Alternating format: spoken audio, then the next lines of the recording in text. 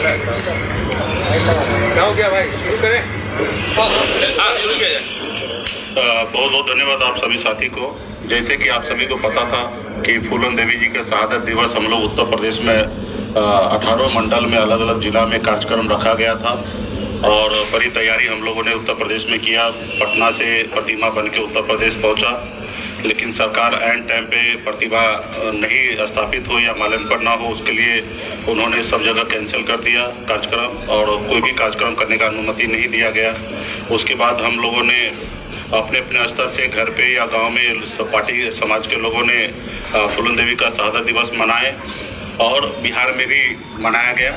लेकिन मेरा कार्यक्रम पहले से ही रद्द था, उसके बावजूद भी मैंने रिक्वेस्ट किया कि बनारस में मेरा पहले से आना तय था तो एक प्रेस कॉन्फ्रेंस किया जाए। लेकिन आपने देखा कि कल किस तरीके से उत्तर प्रदेश सरकार ने एयरपोर्ट पे ही रोक लिया गया और वहाँ से उत्तर प्रदेश में मतलब बनारस में कोई कार्यक्रम सारे कैंसिल करवा दिए।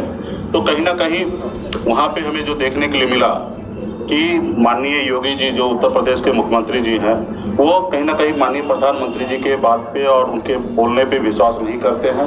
माननीय प्रधानमंत्री जी का हमेशा एक नारा है, सबका साथ, सबका विकास और सबका विश्वास। तो खास करके उत्तर प्रदेश में पिछड़े समाज के लोगों को, SC ST और अति पिछड़ा समाज के लोगों को इस तरीके से सम्मान नहीं दिया जा रहा है। तो इसके लिए उत्तर प्रदेश सरकार को सोचने की आवश्यकता है कि आखिर इस पे कैसे मंथन करना है। ये बात तो अलग है कि सनक मल्ला का डर उत्तर प्रदेश में दिखा। 5000 पुलिसकर्मी कल बनारस में उन्होंने छावनी में बदल दिया। हमारे जहाँ था हमारे पार्टी के कार्यकर्ता को रोका गया। उसके बाद जितने भी हमारे पार्टी के पदाधिकारी था उनको होटल में भी नजरबंद रखा गया। तो ये सारे चीज तो दिख रहा है कि बीजेपी पार्टी का असर और ताकत वहाँ पे दिख रहा है और ये डर अच्छा है। लेकिन उसके बावजूद भी उत्तर प्रदेश के मुख्यमंत्री वो है, लेकिन भारत हमारा है और जब भारत हमारा है तो हमारा अधिकार है कि कोई भी प्रदेश में कहीं राज्य में हम जाके अपनी बात को रख सके और उसमें कहीं ना कहीं वो जिस तरीके से रोके वो उचित नहीं है। तो लेकिन ठीक है, उनकी प्रदेश है।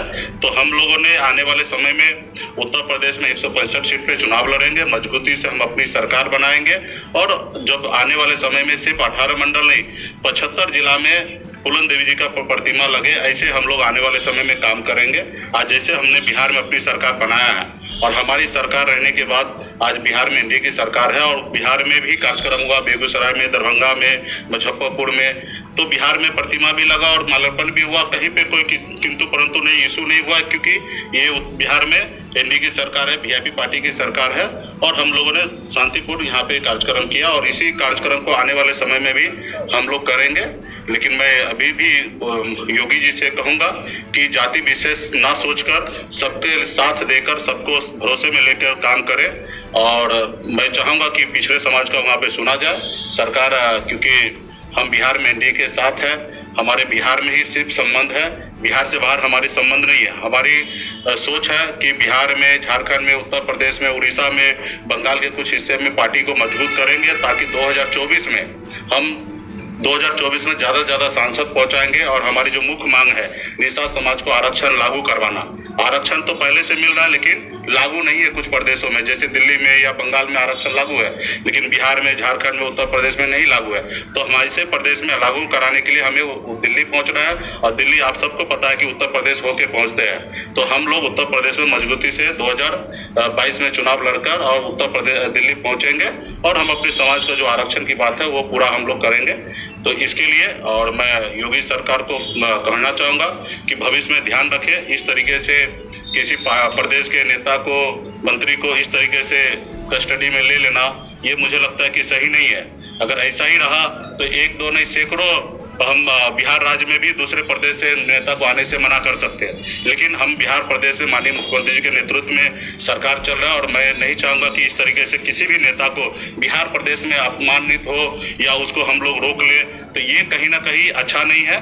तो ऐसा अगर हो तो फिर तो पूरे भारत में एक दूसरे को नेता को रोका जाएगा। तो ये सही नहीं है, ये परंपरा सही नहीं है। योगी जी को इस पर विचार करें। अब बगैर कोई कारण का और एक व्यक्ति को से डर से अगर इस तरीके से आपका लॉ एंड ऑर्डर बिगड़ सकता है तो फिर आप कैसे सरकार चला रहे हैं? फिर तो आपको सोचना है, आपको विचार करना कि आपको इतने बड़े प्रदेश का मुखिया आप कैसे बने हैं। तो इसके लिए आपको हर नेता को, हर जनता को आपको सुरक्षा देना आपका काम है। आप सरकार में है, आज जैसे हम लोग सरकार में, तो हमारा हर एक जवाबदेही हम पे बनता है, माननीय मुख्यमंत्री नीतीश कुमार जी पे बनता है कि बिहार के हर एक नागरिक को सुरक्षा देना। उसी तरीके से उत्तर प्रदेश सरकार का भी बनता है। तो कहीं ना कहीं हमें ये देखने के लिए नहीं मिला। भविष्य में भी इसी तरीके से बहुत सारा कार्यक्रम होगा। अगर ऐसे किसी प्रदेश का मुखिया का अगर ऐसा मनमाना हुआ तो ये तो भविष्य में अच्छा नहीं रहेगा कोई भी प्रदेश के लिए, कोई भी राजनेता के लिए। तो इसके लिए योगी जी समझेंगे, और विशेष तो उनकी राजनीति है, वो अपने हिसाब से कर रहे हैं, और हमारा मकसद है कि समाज को वहाँ जोड़ना। और मुझे लगता है कि जब कल अगर 18 मंडल में कार्यक्रम होता तो जितना समाज कल यूनाइट हुआ उतना शायद नहीं होता। कल पूरे भारत के निसात जो फूलन देवी को मानने वाले लोग हैं, सब लोग एक मंच पे, एक प्लेटफॉर्म पे आए हैं। फूलन देवी 2 बार सांसद रही है। चंबल से लेकर वो सफर को तय किए सांसद तक पहुंचे, सम्मानित पद पे रहे हैं। उनके बाद उनका हमेशा विचार रहा, सपना रहा कि पूरे भारत के निसात को एक करें।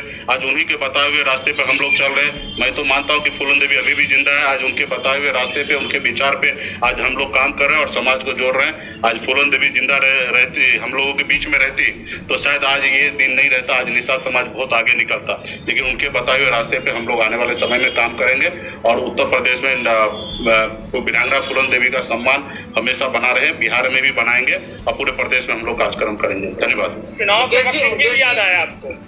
आप सभी को पता होगा कि फूलन देवी जी का कार्यक्रम आज से नहीं, जब से हम पॉलिटिक्स में, राजनीति में, सामाजिक संगठन में आए, तब से हम काम कर रहे हैं। आप 2018 में अगर आप सभी को याद होगा तो फूलन देवी शहादत दिवस के रोज हम 5000 महिला एक ही कलर, एक ही साड़ी में, एक ही ड्रेस में पटना के रोडों पे उन्होंने फूलन देवी का कृष्ण मेमोरियल हॉल में कार्यक्रम हुआ था।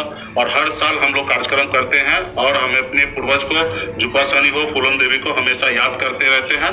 और ये एक समाज है, ऐसे ऐसे समय में सबको एक जगह, एक प्लेटफॉर्म पे लाने के लिए ये सारी चीजें हैं, तो हम लोग कर रहे हैं। विशेष तौर पे उत्तर प्रदेश हम चुनाव लड़ रहे हैं, तो इस समय चुनाव का समय आया, अभी अगले साल चुनाव होना है, और इस समय में अवसर पड़ा तो हमने 18 मूर्ति हमने वहाँ पे भेजा और कार्यक्रम किया।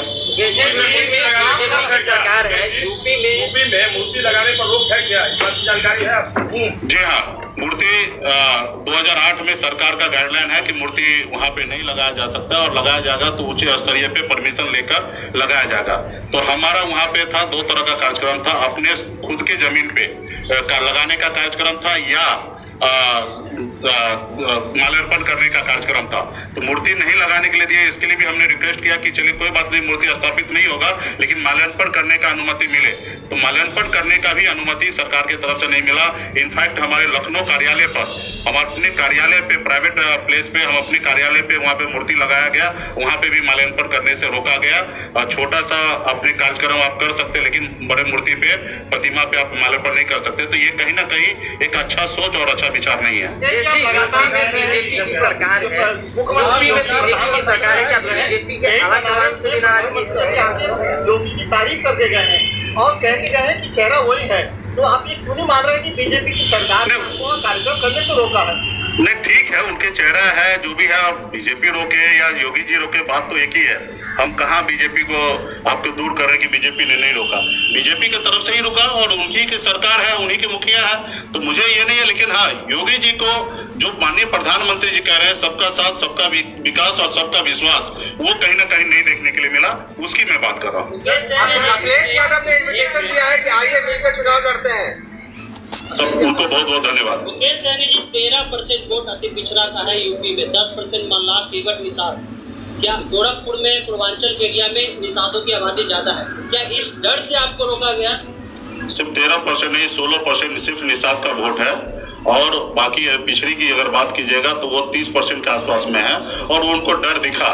और ये हमारे लिए अच्छा है कि वहाँ के प्रदेश के सरकार को, वहाँ के सिस्टम को डर दिखा कि ये वोट मुकेश सहनी के साथ जा रहा है। तो ये हमारे लिए अच्छा है, और हमारी पार्टी मजबूती से 2016 से हम उत्तर प्रदेश में सामाजिक संगठन के द्वारा काम कर रहे हैं। अभी हमने पॉलिटिकल पार्टी बनाया, तो हम इस साल 2018 में बनाया, और 2022 में चुनाव लड़ेंगे। अपने दम पर हम कई विधायक को जिताएंगे, और आने वाले समय में सरकार बनाएंगे। जब आपकी मूर्ति अभी जब्त कर ली गई, तो आगे क्या गारंटी है कि आपकी मूर्ति? जब हमारी सरकार बनेगी तो निश्चित तौर तौर पे हमारे आदेश होगा। जैसे आज बिहार में कहीं पे रोक नहीं हुआ क्योंकि यहाँ पे हमारी सरकार है, तो आज हमने यहाँ पे सब जो कार्यक्रम किया और आने वाले समय में भी करेंगे।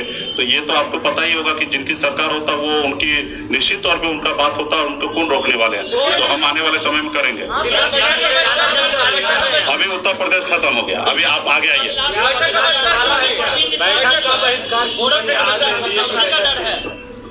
देखिए, बिहार में आप सभी को पता है कि माननीय मुख्यमंत्री नीतीश कुमार जी के नेतृत्व में बिहार में सरकार हमारी चल रही है और हमारी बिहार सरकार के मुखिया नीतीश कुमार जी हैं। और ये बात सत्य है ना कि 4 पार्टी के सहयोग से बिहार में एनडीए की सरकार है, जिसमें बीजेपी, जेडीयू, वीआईपी और हम पार्टी। तो बीच में कुछ दिनों से एहसास नहीं हो पा रहा है कि 4 पार्टी का गठबंधन से सरकार चल रहा है। कहीं पे भी सिर्फ 2 पार्टी का नाम आता है, बीजेपी और जेडीयू। वीआईपी पार्टी हो या हम पार्टी का नाम वहाँ पे नहीं पहुँच पाता है। तो मुझे लगता है कि ऐसे एनडीए में बैठक उचित नहीं होगा। हम सरकार के साथ है, माननीय मुख्यमंत्री नीतीश कुमार जी के साथ है। जहाँ पे वीआईपी पार्टी को अगर सम्मान नहीं मिल सकता, ऐसे मंच पे जाके क्या बात रखेंगे। तो इसलिए बहुत सारा इशू है। इसके लिए हम सब बैठकर अगर एनडीए अगर चाहेंगे, एनडीए के सभी नेता, तो बैठकर इस पे मंथन किया जाएगा कि कहाँ चूक हो रहा, कहाँ समस्या है। ये घर की बात है, घर में हम लोग सलटाएंगे। ये बात निश्चित तौर पे है कि एनडीए नजर नहीं आता है। तो एनडीए नजर अगर नहीं आ रहा है तो मेरा इसी बात से तकलीफ है और इसलिए मैं वहाँ पे नहीं गया हूँ। आज हमारे माननीय मांझी जी हैं, इतना सम्मानित नेता है, पूर्व मुख्यमंत्री रहे हैं। आज उनको भी सरकार में बेहतर जगह होना चाहिए। आज हम लोगों के सहयोग से बिहार में सरकार चल रहे हैं। तो ये सब चीज़ को कहीं ना कहीं एनडीए के प्लेटफॉर्म हो जहाँ पे ये सब बात को रखा जाए और सारे चीज़ देखा जाए कि कहाँ पे लॉ एंड ऑर्डर में क्या सही है, कहाँ नहीं है, कहाँ बाढ़ में क्या समस्या नहीं है। जब इस पे बैठ के हम लोग मंथन करेंगे तो बहुत सारा चीज़ निकलेगा। लेकिन जब बैठक ही नहीं हो रहा तो फिर बात नहीं हो पा रहा है। और आप सब कोई ने देखा कि किस तरीके से पदाधिकारी यहाँ पे हावी है। हमारे माननीय सम्मानित मंत्री ने कहा कि चपरासी तक बात नहीं मान रहे। तो आखिर ऐसे कौन पदाधिकारी है, कौन ऐसे चपरासी है कि वो बात नहीं मान रहे। तो ऐसे भी जगह पे बात करने की आवश्यकता है। और बिहार के जनता ने हमें चुना है, हमारी सरकार को बनाया है, माननीय नीतीश जी को मुखिया बनाया है। तो आज हम लोगों का एक मकसद है कि बिहार के जनता को लिए काम करें, युवा के लिए काम करें। हम लोगों ने लक्ष्य रखा है कि 5 साल में 19 लाख युवा को रोजगार देना। तो 19 लाख लोगों युवा को रोजगार देना तो कैसे होगा? उसके लिए तो प्लानिंग करने की आवश्यकता है। सबको एक टीम वर्क बन के काम करने की आवश्यकता है। सिर्फ हम पॉलिसी बनाने से नहीं होगा। तो इसके लिए बहुत सारा चीजें हैं और मुझे लगता नहीं कि सब बात इस प्लेटफॉर्म पे रखने की बात है। रहा कि हम लोग आने वाले समय में नहीं, इस्तीफा क्या देना है, इस्तीफा किसको देना है? ये सरकार हमारी है।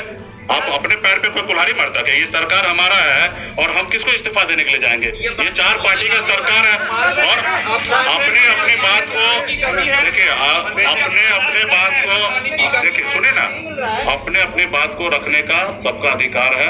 आज हम अपनी बात को हमने रखा है। हमारे एनडीए घटक दल में सबको समझेंगे, बात करेंगे कि ये बात सही है कि एनडीए नजर नहीं आ रहा 4 पार्टी का।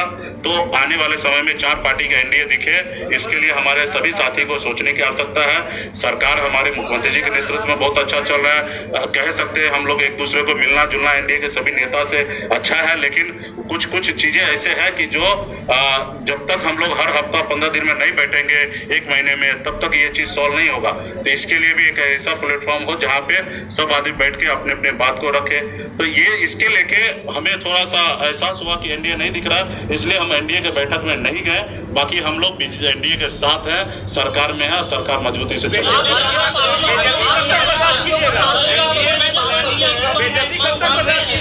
देखिए, एक चीज मान लीजिए, ये हमारी अपनी सरकार है, हमारी एनडीए की सरकार है और हमारी अपनी सरकार है। और हम भला किसी पार्टी का नेता नहीं है कि हम जाके इस्तीफा किसी को जाके सौंपेंगे। हम अपनी पार्टी के हम स्वयं मालिक हैं, सुप्रीमो है। हमारे साथ 4 विधायक है, मजबूती से विधायक हमारे साथ है। और आने वाले समय में हमने यहाँ कहा ना कि सरकार किसके लिए, उनके लिए जो जिन्होंने पीठ में खंजर भोंका उनके लिए हम जाएंगे। या बिहार में हम सरकार गिरा के और बिहार में फिर से चुनाव कराएंगे तो हजारों करोड़ रुपया का खर्चा होगा, बिहार के लोगों को नुकसान होगा। तो ये हम कभी नहीं चाहेंगे। बिहार में मुख्यमंत्री नीतीश कुमार जी के नेतृत्व में 5 साल सरकार चलना है। लेकिन कहीं पे अगर कोई कमी है